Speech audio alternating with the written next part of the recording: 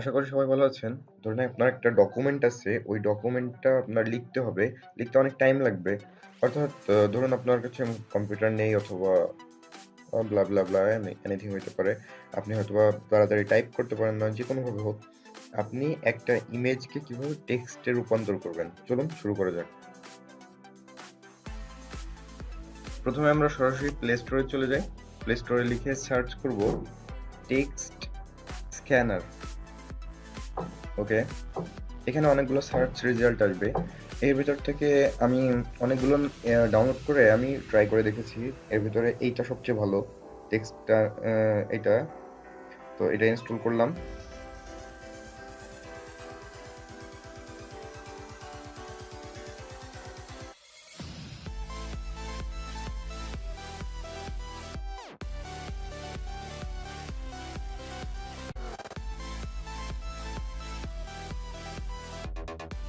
Install হয়ে গেছে, এবার ওপেন করি। এবার এরকম একটা ইন্টারফেস আসবে, ক্যামেরা বাটনে ক্লিক করব। এই ডকুমেন্টটার ছবি তুলব। ওকে, ছবি তুললাম।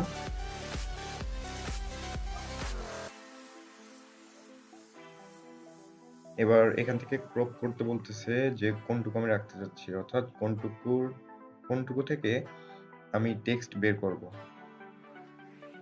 আমি যাতে তাড়াতাড়ি হয় এই জন্য ছোট করে অল্প কিছু জায়গায় অল্প কিছু এরিয়া সিলেক্ট করলাম। এবার কোন ল্যাঙ্গুয়েজ? অবশ্যই বাংলা, যেহেতু আমি বাংলা ল্যাঙ্গুয়েজের ছবি তুলছি, বাংলা সিলেক্ট করে দিব। এবার অটোমেটিক ক্রপ হয়ে গেল, প্রসেসিং চলতেছে। ওকে, দেখুন ডকুমেন্টটুকু সম্পূর্ণ বাংলায় কনভার্ট হয়ে গেছে এবং কোনো প্রকার ভুল ছাড়া। নিচে যে বাটনগুলো আছে এখান থেকে আপনি কপি করতে পারবেন, কপি টু ক্লিপবোর্ড অথবা এনিথিং ডকুমেন্ট হিসেবে সেভ করে রাখতে পারবেন। আর তাছাড়া যে ডকুমেন্ট আপনি একবার স্ক্যান করবেন সেটা এখানে সেভ হয়ে যাবে। এবার দেখো কিভাবে আপনি আপনার মোবাইলে থাকা যে কোনো পিকচার থেকে টেক্সট বের করবেন, অর্থাৎ যে মোবাইলে থাকা আগে থেকে তোলা কোনো পিকচারকে টেক্সটে রূপান্তর করবেন। এর জন্য গ্যালারি ওপেন করলাম। গ্যালারি ওপেন করে এই ইমেজটা সিলেক্ট করলাম। ওকে, এখান থেকে এরিয়া সিলেক্ট করতেছি। ইংলিশ যে ল্যাঙ্গুয়েজটা আছে, অর্থাৎ ইংলিশে যে কোনো লেখা একটু তাড়াতাড়ি কনভার্ট হয়। এখানে ল্যাঙ্গুয়েজ সিলেক্ট করে দিব ইংলিশ।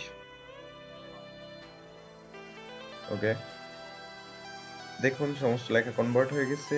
ওই জায়গায় যে ডট ডট ছিল অর্থাৎ বুলেট মার্ক, ওইখানে প্লাস হয়ে গেছে, যেহেতু এখানে বুলেট মার্ক নেই। ওকে গাইস, আশা করি ভিডিওটি ভালো লেগেছে। যদি ভালো লাগে অবশ্যই লাইক করে শেয়ার করবেন এবং পরবর্তী ভিডিও পেতে চাইলে আমার চ্যানেলে সাবস্ক্রাইব। আল্লাহ হাফেজ।